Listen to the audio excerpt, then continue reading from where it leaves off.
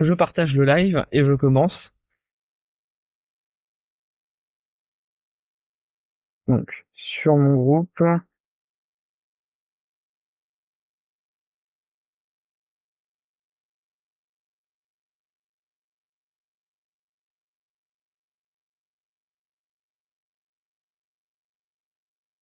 Donc voilà. Donc ce live va porter sur le curcuma et les dégénérescences articulaires.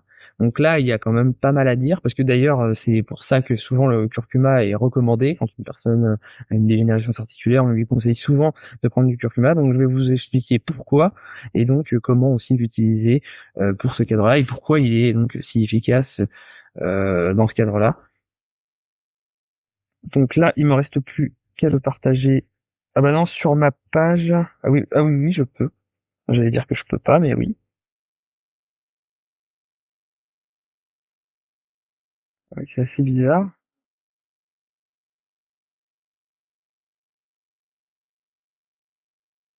Voilà, donc je vais le partager sur.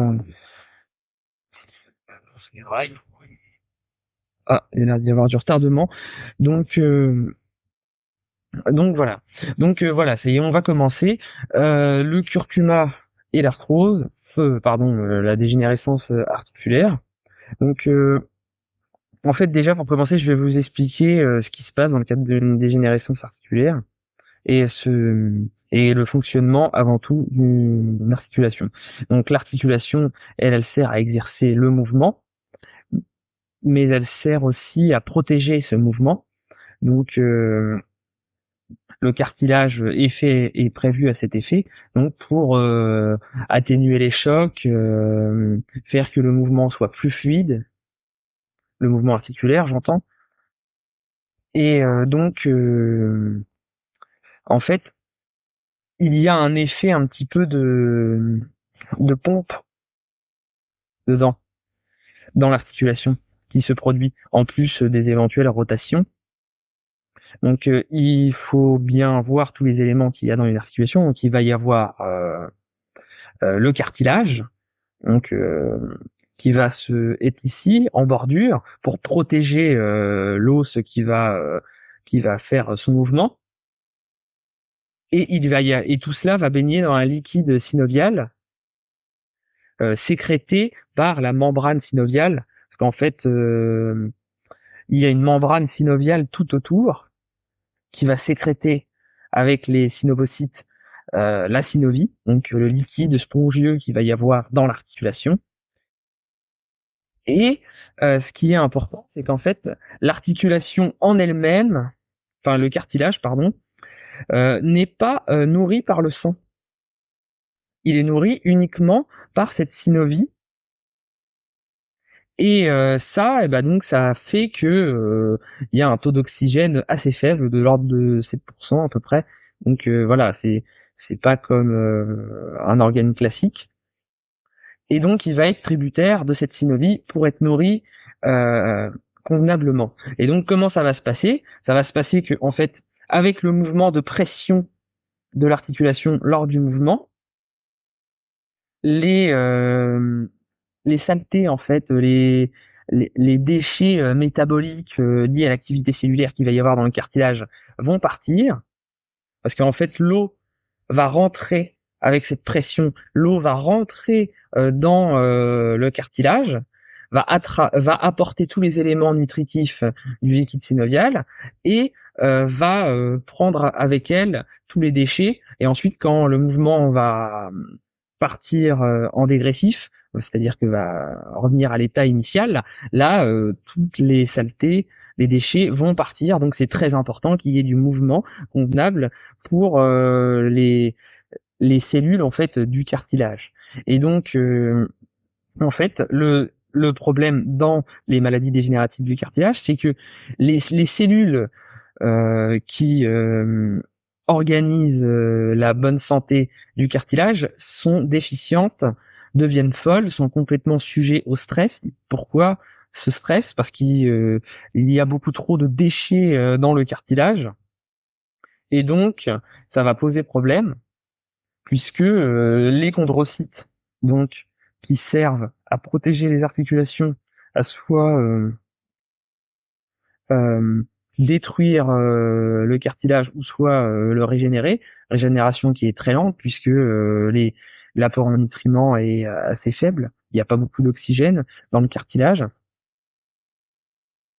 Donc là, il y a un stress oxydatif important lié à beaucoup trop de déchets qui ne vont pas être assez excrétés à cause d'un manque de mouvement, par exemple, à cause d'un manque de nutrition, éventuellement. Donc ça, c'est dans le cadre de pas assez d'échanges.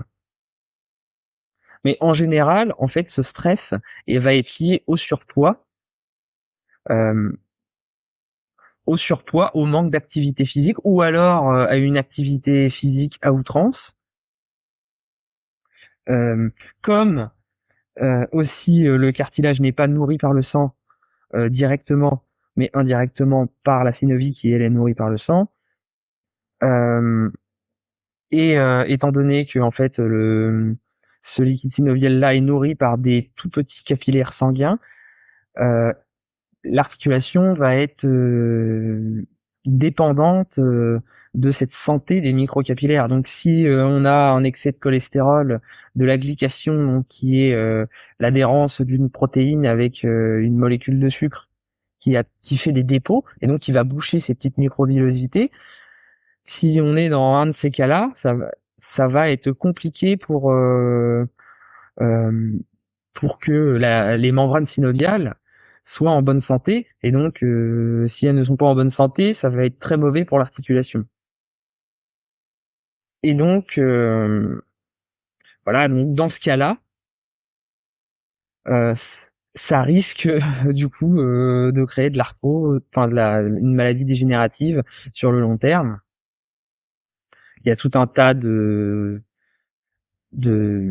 cascades de signalétiques moléculaires qui vont se passer pour arriver à de la dégradation du cartilage.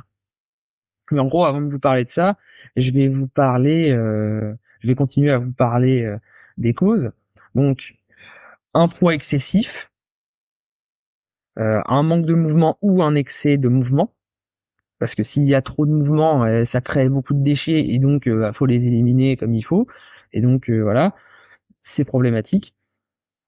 Aussi le stress au sens large, parce que si on est stressé, on risque de surcontracter des muscles et du coup bah de stresser la zone et de créer un stress oxydatif gênant. Les problèmes posturaux aussi vont être importants dans ces soucis-là. Et aussi le microbiote qui a été donné dans certaines études comme cause secondaire. Donc voilà. Mais en fait, là, je vais vous expliquer comment ça se passe pour toute la cascade de signalisation cellulaire quand il y a une dégénérescence cellulaire. Donc, en fait, il y a au tout début les cellules hématopoïétiques, pardon, qui elles-mêmes sécrètent des ostéoclastes, des monocytes, des macrophages, donc des cellules du système immunitaire. Les monocytes, les macrophages servent à nettoyer les déchets. Les ostéoclastes, eux, servent à dégrader les os. Pour oui, parce qu'il y a un os, l'os chondral notamment, euh, à proximité de l'articulation, enfin au niveau de l'insertion de l'articulation sur l'os. Et donc, à la place des ostéoclastes, ce sera des chondroclastes quand on va parler de l'articulation elle-même.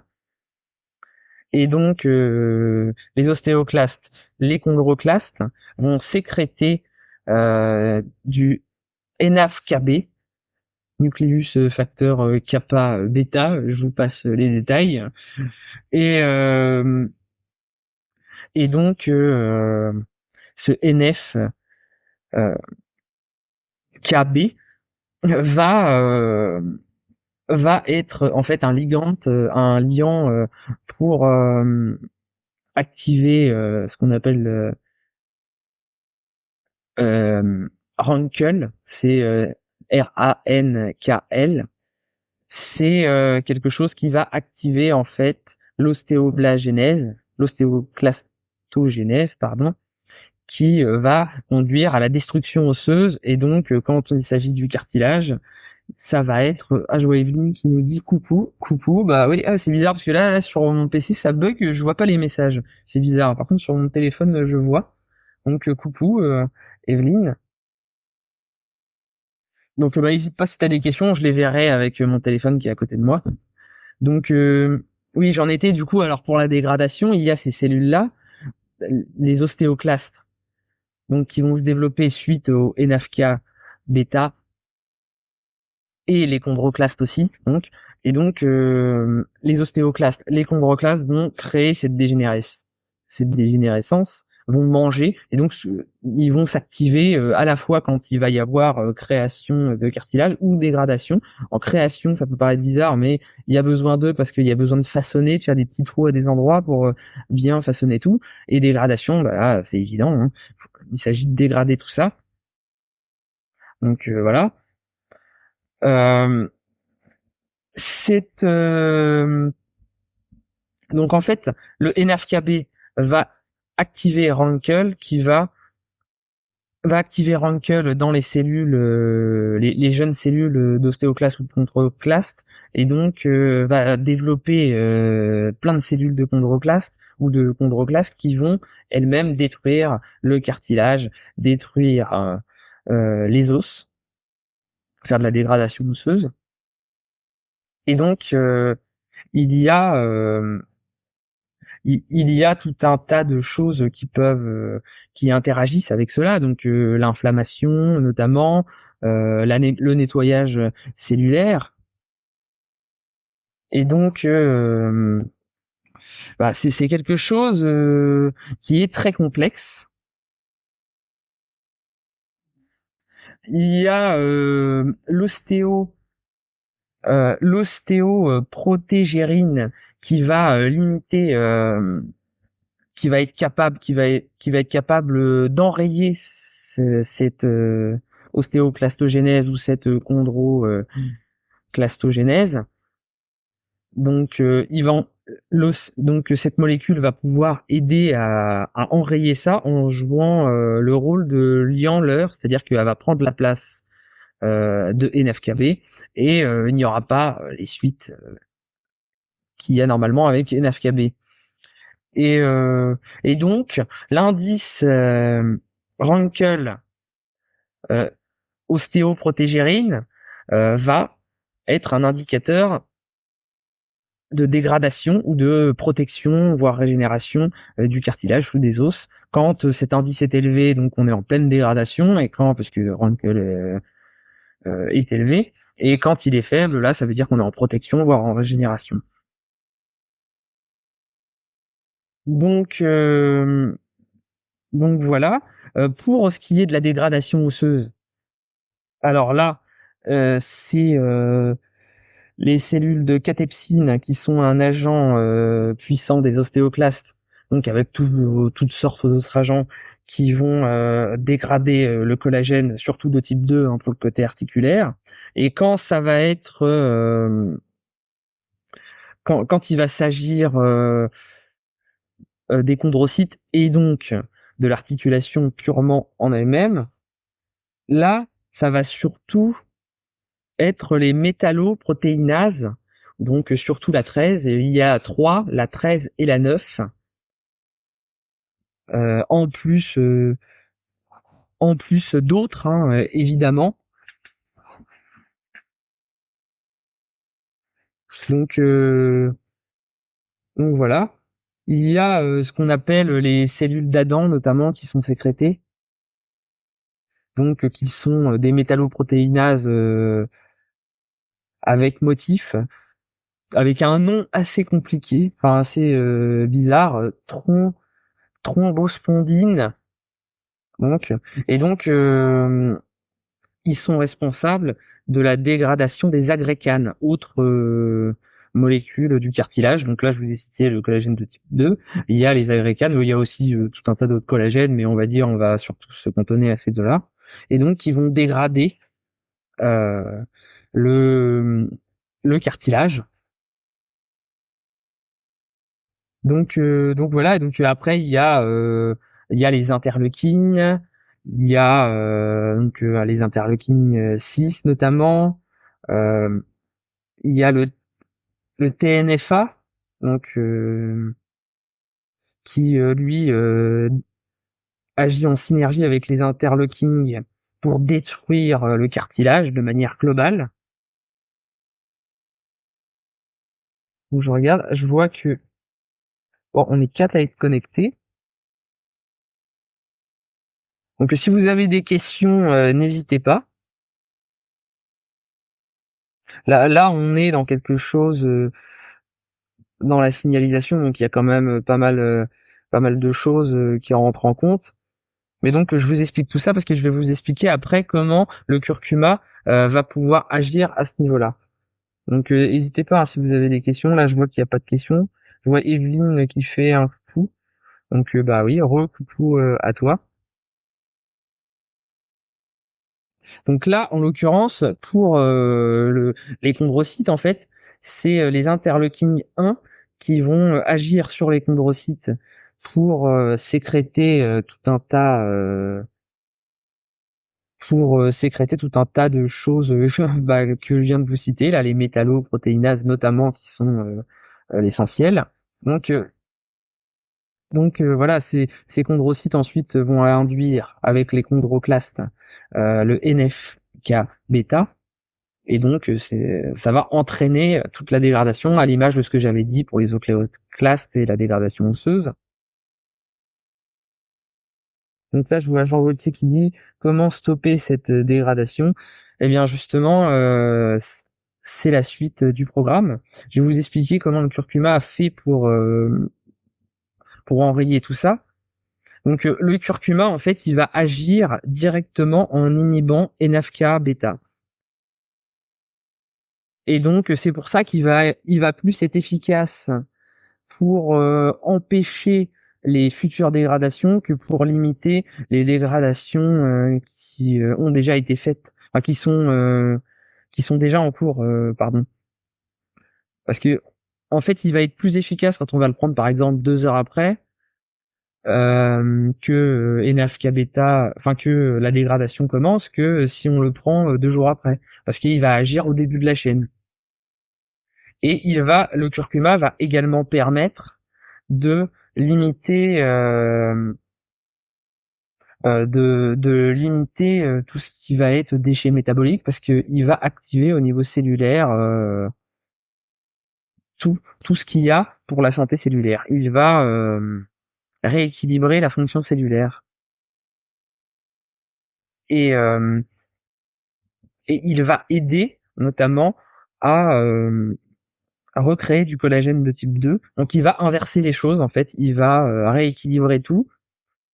Donc il va agir sur NF-κ bêta notamment, sur plein d'autres choses parce que il va agir aussi sur les prostaglandines inflammatoires, notamment la prostaglandine 2. Il va agir aussi sur les interleukines inflammatoires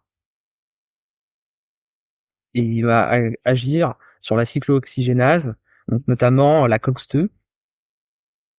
Donc donc voilà, mais ça après, ça c'est des actions qui vont être directes et indirectes je m'explique. C'est-à-dire qu'il va y avoir une action directe d'inhibition, mais ça va pas être le gros, c'est surtout que le curcuma va enrayer les causes de pourquoi il y a de l'inflammation. Il va normaliser l'activité cellulaire, donc en créant notamment une détox, permettant à la cellule de mieux respirer, d'avoir plus d'énergie, d'éliminer mieux ses déchets. Et ensuite, tout ce qui va être cascade de dégradation, il va calmer ça, notamment par son fort pouvoir antioxydant.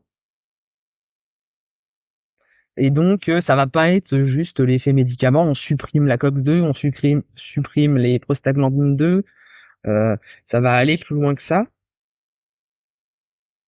Euh, donc voilà, donc si vous avez des questions autres, n'hésitez pas. Euh, je vous ferai un petit article qui résumera tout ça, qui ira même un petit peu plus loin. Pour ce qui est aussi de la glycation, donc je vous avais dit qui avait tendance à boucher les microcapillaires qui nourrissaient les membranes synoviales qui elles-mêmes donc sécrètent la synovie qui nourrit le cartilage donc, eh bien le curcuma est anti-glycation, il est anti-cholestérol, donc il va purifier le sang, il va éviter qu'il y ait tous ces dépôts, donc ça va améliorer, ça va être un autre facteur prépondérant pour le fait qu'il va être intéressant en cas d'arthrose. Il est anticoagulant en plus, qui va aider le sang à arriver jusqu'au cartilage.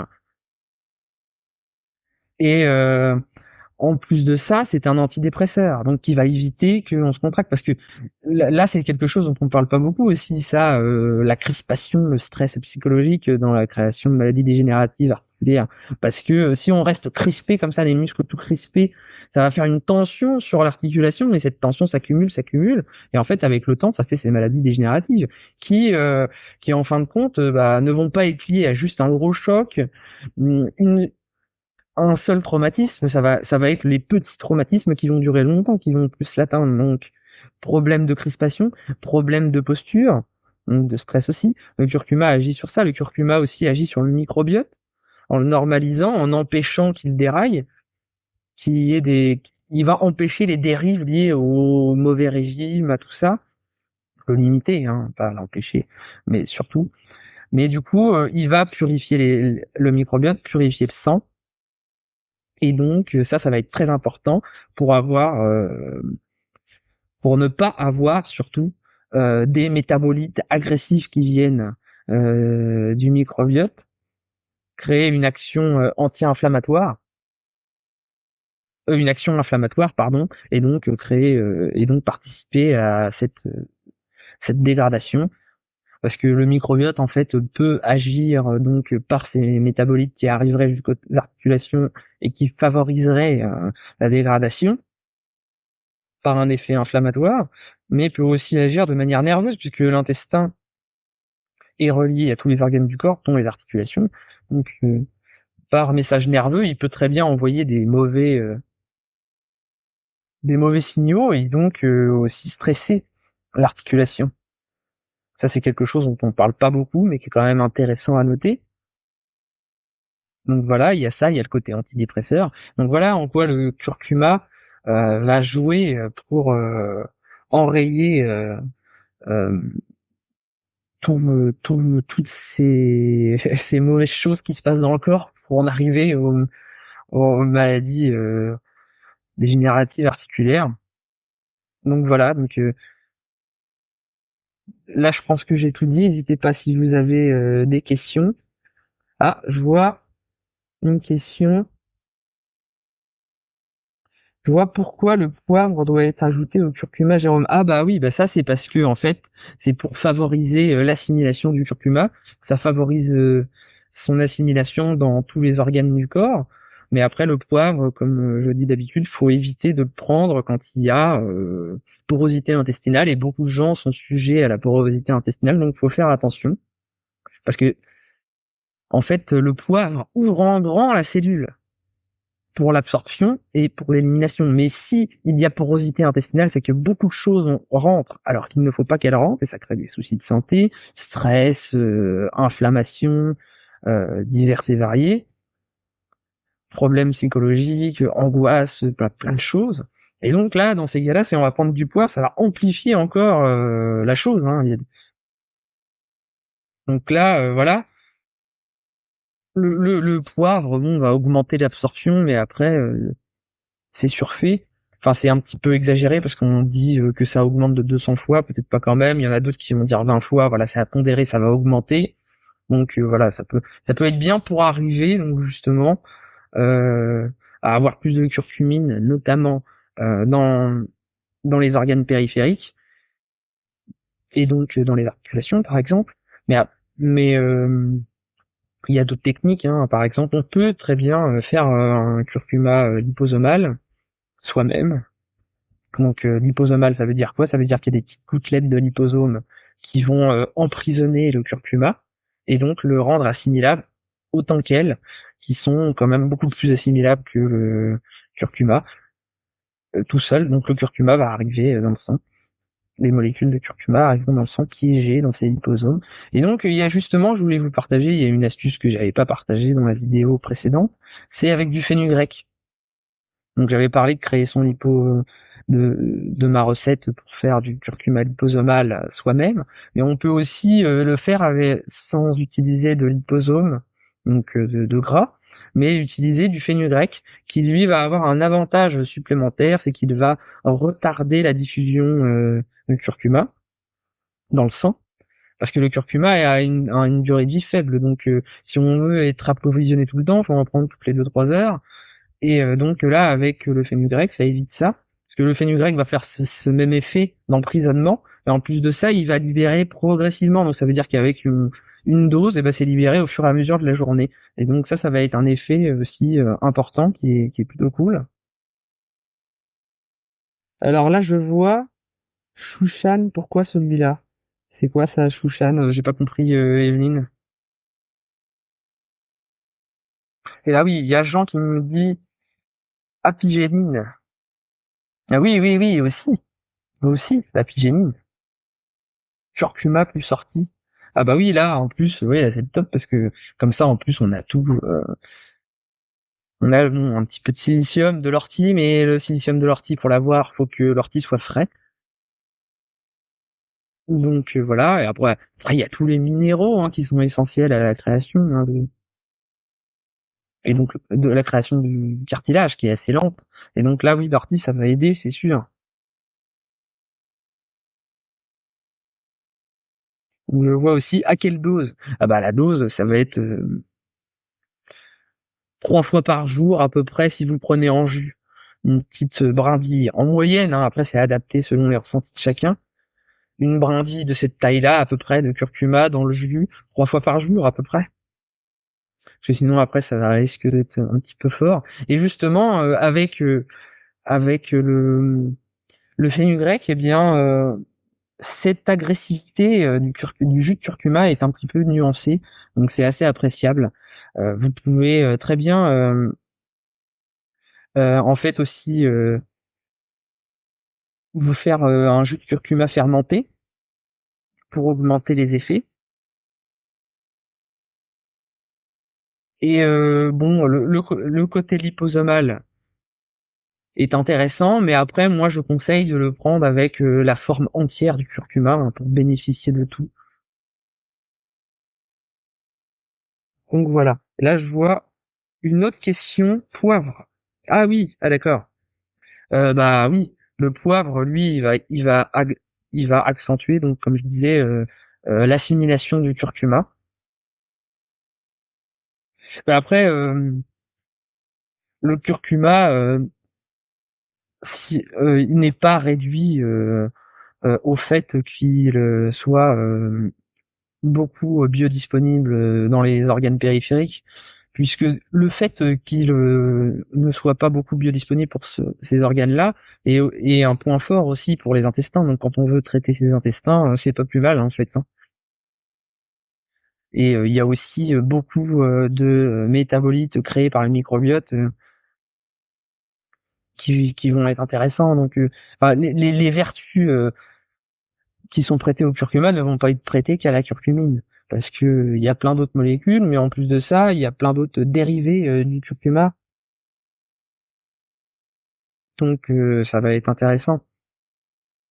Ça va être intéressant. Et puis tout ce que je vous ai raconté sur la signalisation cellulaire avec le curcuma qui est améliorée, ces vertus-là vont être liées justement au curcuma qui va arriver dans le sang, donc pas que la curcumine.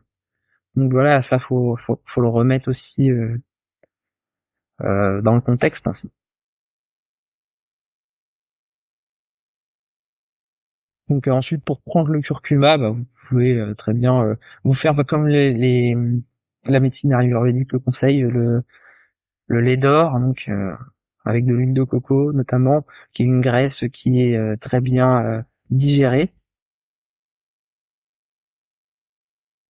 Donc bah voilà, c'est intéressant. Après bon, faut éviter d'en prendre trop, parce que l'huile de coco peut et assez anti-infectieux, antifongique, va détruire des candidats, des choses comme ça va faire des déchets et donc après on peut avoir la nausée si on en a pris trop, qu'il y a trop de dégradation comme ça. Voilà, mais donc bah pour l'assimilation, je vous conseille de regarder ma vidéo sur la biodisponibilité sur le curcuma où j'en parle. Là, je vous rajoute l'astuce avec le fenugrec. On peut se faire un petit peu l'équivalent d'un curcuma liposomal, mais avec du fenugrec. Donc en faisant passer le jus de curcuma mélangé avec le fenugrec dans une machine à ultrasons qui va casser donc les molécules de fenugrec et de curcuma, et puis ça va créer en fait ce liant. Les molécules de curcumine notamment, les molécules du curcuma vont être encapsulées en fait dans le fenugrec, et donc ça va être intéressant. Donc moi ce que je conseille c'est de faire cette méthode là, mais avec en plus le curcuma classique en vue fermentée. Parce que le jus déjà, par sa création, son principe d'extraction, va permettre d'encapsuler les molécules de curcuma dans les glucides, dans les protéines, dans tout ce qu'il y a. Evelyne qui dit super le lait d'or. Bah oui, ouais, c'est cool. Je vois Jean qui parle curcuma gingembre. Ah non, c'est Evelyne, pardon, désolé. Euh, qui dit curcuma gingembre poivre. Oui, bah oui. Ça, le gingembre en plus améliore l'assimilation du curcuma. Bon, je vois Jean qui dit ajouter du lait et du sirop sans sucre. Oui, bah oui, oui, oui. Bah bon, le lait, moi je suis pas fan. Mais bon, là du coup, avec l'huile de coco, bah c'est bien. Ça fait un petit peu la même chose. Quelle durée peut-on associer avec Arpagophytum, Boswellia serrata? Ah bah oui, oui, oui, on peut associer avec Arpagophytum. D'ailleurs, Arpagophytum, c'est une plante qui n'est pas forcément très très efficace quand elle est prise seule. C'est plus une plante à prendre en accompagnement. Donc du cassis par exemple. Et le Boswellia serrata aussi. Bah d'ailleurs, ce que je disais par rapport à l'assimilation est aussi vrai pour le Boswellia serrata. Et on peut faire donc la préparation avec du fenugrec et avec des liposomes aussi. Mais là c'est pareil, hein, vaut mieux aussi le prendre avec le Boswellia serrata en entier, natif. Voilà, donc bah, là je pense que j'ai tout dit, oui. Je suis pas rentré, je suis pas rentré dans les détails de la signalisation cellulaire, mais voilà, ça pourrait faire l'objet d'une vidéo supplémentaire. Mais bon, comme j'ai quand même expliqué les signalisations un petit peu cellulaires pour la dégradation et la réparation du cartilage, ça aurait fait peut-être un petit peu lourd. Donc voilà. Donc je vois Evelyne qui dit en synergie. Oui, voilà, voilà, c'est ça. Ça fait une bonne synergie. Et le fenugrec aussi peut être rajouté. Donc voilà, je pense que là, je vois Jean qui dit la durée. Pour l'interrogation, bah la durée, vaut mieux faire, ça va dépendre de chacun en fait. C'est à adapter en fonction de chacun. On peut on peut le faire jusqu'à rétablissement ou alors faire en cure. Ça c'est à voir selon chaque cas qui est différent. Donc voilà, donc là je pense que tout a été dit. Si vous avez des questions, n'hésitez pas, c'est le moment. Je vois Evelyne qui me dit ortie. Oui, bah oui, oui, l'ortie ça va être top en complément puisque ça va apporter beaucoup de minéraux. Donc ça va aider à reminéraliser, pardon. Euh, ça c'est intéressant. Après bon, il y a d'autres produits aussi qui sont intéressants pour la dégénérescence articulaire. Au bout de combien de temps note-t-on des améliorations? euh, pour avoir des améliorations flagrantes, je dirais 2 semaines à peu près. Avec le jus, Ce qui va être bien, c'est que on va garder des huiles essentielles. Il va y avoir des huiles essentielles un petit peu en faible quantité, bien sûr. Et le jus va être un tonique important, un tonique qui va permettre d'avoir envie d'aller de l'avant. Il est antidépresseur. Et ça, avec les huiles essentielles, et ben ça, on va bien le sentir. Je vois Carole Vienne qui dit, Carole Vergne, pardon. De quoi vous parlez? Je n'ai pas vu le début. Ah, on parle du curcuma et des maladies de dégénérescence articulaire. Jean dit le collagène. Euh, bah oui, oui, le collagène aussi, hein, pour ce qui va être dégénérescence articulaire, va être génial, hein. Bah là, vous voyez bien dans ce que je vous ai expliqué dans le côté de la dégénérescence de l'articulation, il y a dégénérescence du collagène avec les os et avec l'articulation. Le collagène, c'est la structure des tissus. C'est un petit peu les fondations d'un bâtiment. Donc si on détruit les fondations du bâtiment, il s'écroule. Donc voilà. Mais ce qu'il faut bien comprendre aussi, c'est que euh, ces dégradations-là aussi se font encore en synergie de tous les éléments de tout le corps. Donc le système immunitaire, lui, va agir avec l'inflammation, avec tout ça. Et il va fonctionner en nettoyage et en reconstruction. C'est-à-dire qu'avant de reconstruire, il va d'abord nettoyer et il va détruire les cellules qui ne sont plus viables. Donc, mais le problème, c'est que ce qui va être que si il voit plusieurs cellules qui ne sont pas viables, il va vouloir les détruire dans l'optique de les reconstruire. Mais le problème, c'est que s'il y a beaucoup de la cellule n'élimine plus assez, et, eh bien, il va détruire. Mais en attendant qu'il ait détruit deux cellules, va y en avoir quatre autres qui vont être de nouveau pourries et plus viables. Et du coup, il va jamais passer en phase reconstruction. Il va se dire ah ben je détruis celle-là aussi, celle-là aussi, celle-là aussi. Et du coup, on passe jamais en phase reconstruction. Et donc voilà, ça c'est un problème. Donc c'est pour ça que là le curcuma il va vraiment aider parce que en fait il va limiter la toxicité des déchets qui vont être présents dans la cellule, mais il va aussi améliorer la capacité d'élimination de la cellule, le bon fonctionnement. Il va être un rééquilibrant de la fonction cellulaire. Donc il va éliminer les causes, enfin en tout cas lutter contre les causes de cette dégradation.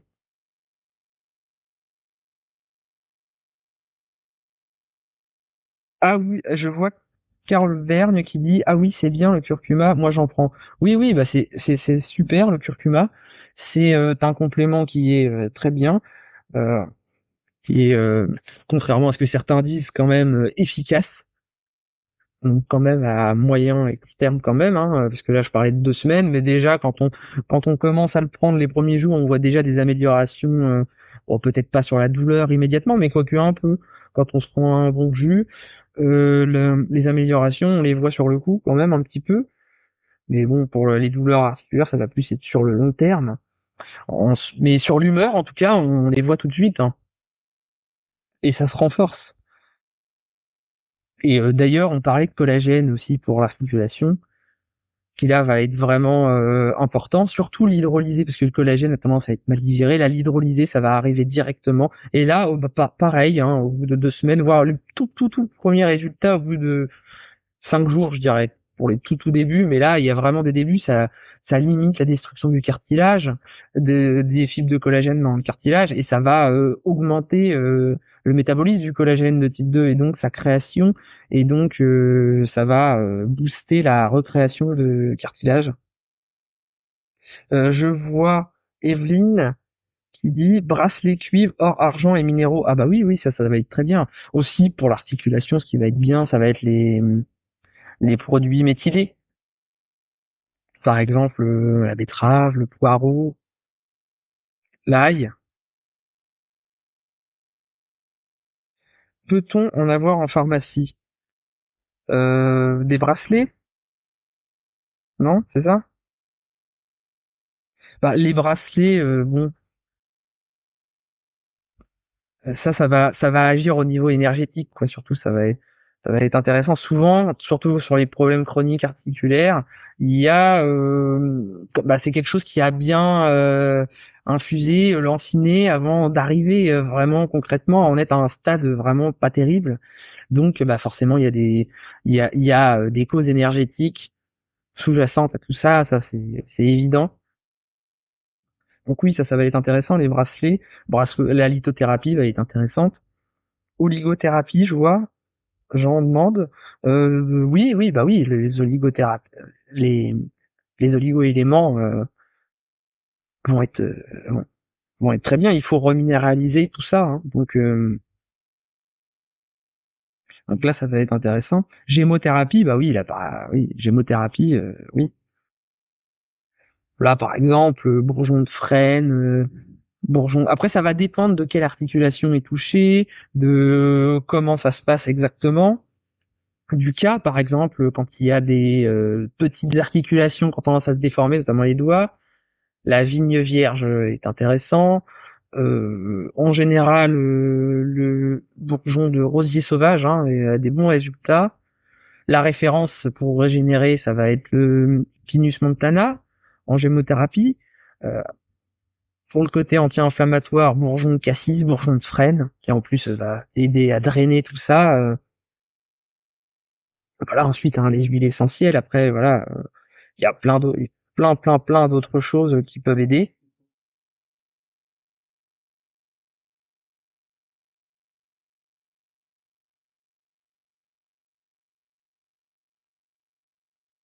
Bon, pour le jus, j'espère que ce n'est pas un coup de jus.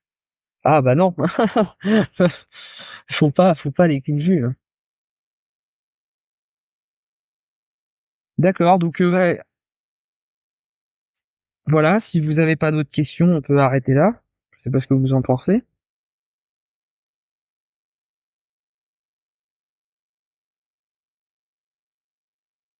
Là, bon, voilà, on a fait le tour quand même. Donc, bah, je pense qu'on va pouvoir s'arrêter. Sinon, n'oubliez pas, phytoconsultation. Donc, n'oubliez pas de nous suivre, d'être attentif aux différents lives, puisque nous en faisons le lundi. Qu'est-ce que je raconte là? Je suis perdu. Non, le mercredi et le samedi, donc à 20h, tous les mercredis et tous les samedis. Donc voilà, n'hésitez pas à venir nombreux. Et bon, au pire, vous pouvez les regarder en replay aussi.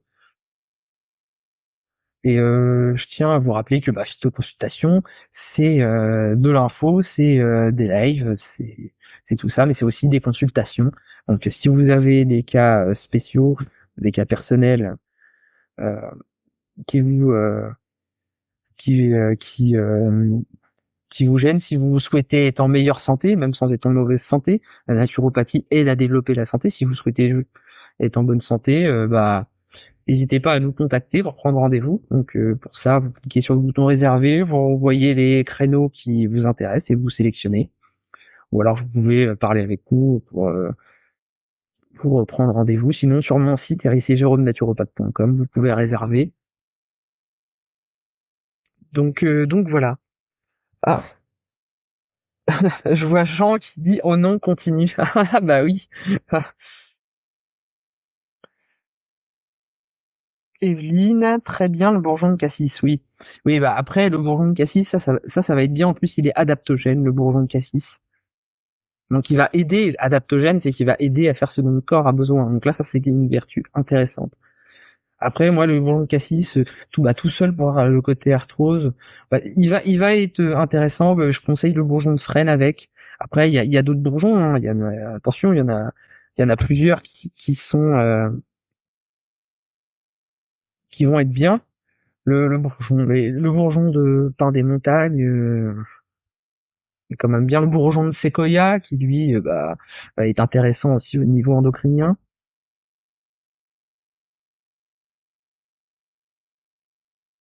Donc voilà.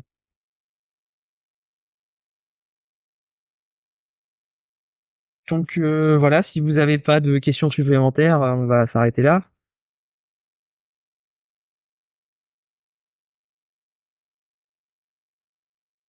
D'ailleurs, bah, nous allons peut-être refaire un autre live ce soir avec mon ami Jean Vautier, qui là n'a pas pu être présent. Donc c'est pour ça, on en refera du coup peut-être un autre ce soir pour que bah, vous voyez les deux acolytes ensemble en live pour vous expliquer la phytothérapie. Donc voilà, je vois. Bon, il n'y a pas d'autres questions. Donc bah, je vais vous dire à bientôt. Ce live prend fin.